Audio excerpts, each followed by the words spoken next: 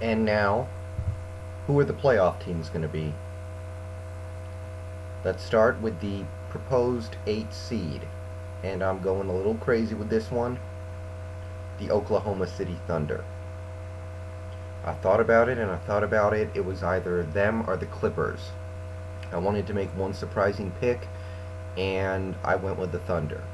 They have Kevin Durant, who in my opinion will be the number one scorer in the league this year. He will lead the league in points per game. They have Jeff Green, another good guy who I like. They have Russell Westbrook, a quality player. And I really like the way they've decided to put together that squad in Oklahoma City, and I say they get the 8th seed in the Western Conference. That's kind of my exciting pick of the Western Conference, so there you go. My apologies. Let's go with 44 wins for the Thunder.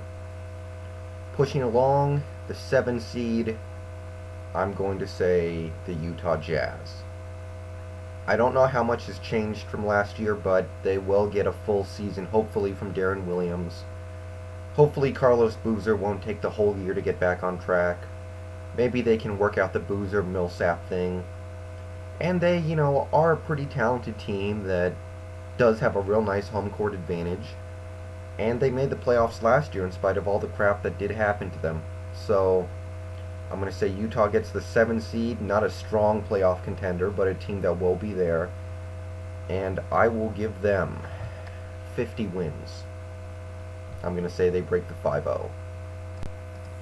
Coming in at the number 6 seed, the Portland Trail Blazers. And just to get it out of the way now, I'm going to say 51 wins. I think they take a tiny step back from last year. I did not like the Andre Miller signing at all. It makes no sense to me. But they still do have Brandon Roy, a player who I like a lot for obvious reasons. I like LaMarcus Aldridge. I still don't trust Greg Oden, but maybe he'll contribute in some way, shape, or form. And even if they fall back a little bit from last year, they'll still be around in the postseason. And I have them coming in at 51 wins. Seed number 5 will go to the New Orleans Hornets. I really don't know what to say about this team because it is a little bit depressing with them right now, what with the likelihood that they may be moving soon due to monetary issues.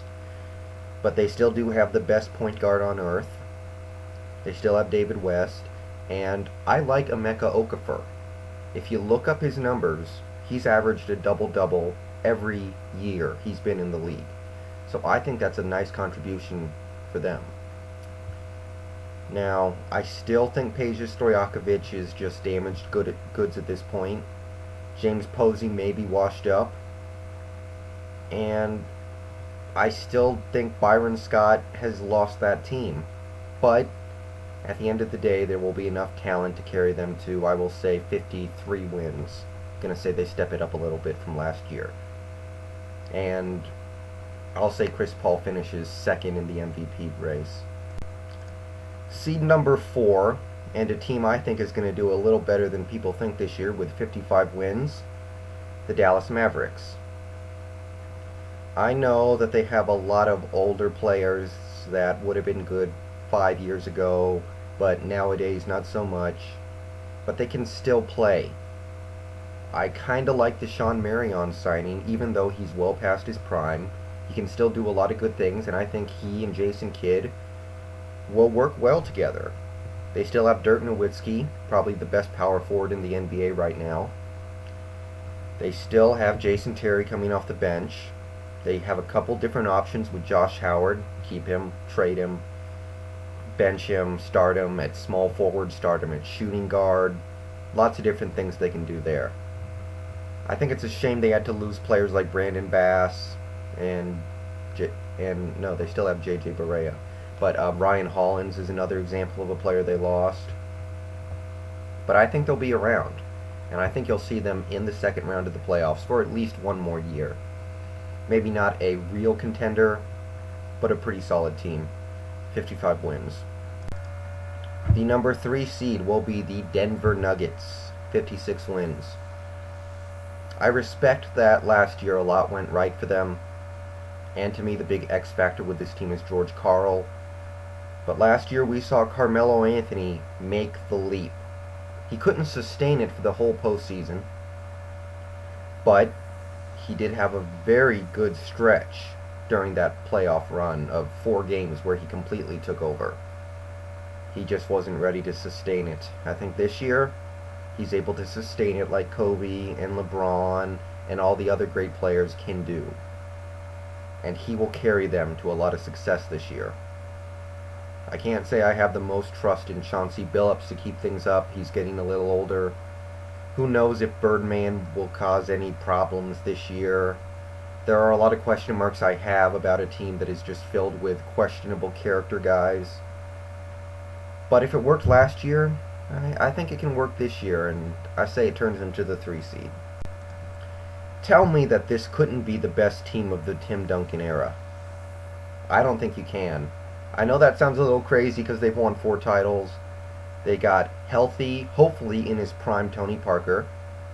Manu Ginobili, who's probably healthy for the first time in a while. I don't think it'll stay that way, but whatever they get from him is a nice bonus. Richard Jefferson, who hopefully will up his field goal percentage as a 4th option, and I'm pretty sure he will. And then you throw in the draft steals like Dijuan Blair, who should not have fallen anywhere near that far. And then you still have the older role players, like I believe they still have Michael Finley, and of course Greg Popovich and R.C. Buford.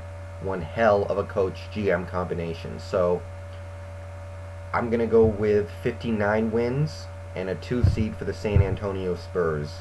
Going to be a very good team that will compete to the very end. Is Kobe Bryant past his prime? Yes. Are there severe question marks at the point guard spot? Sure. Do I trust Ron Artest to stay under control?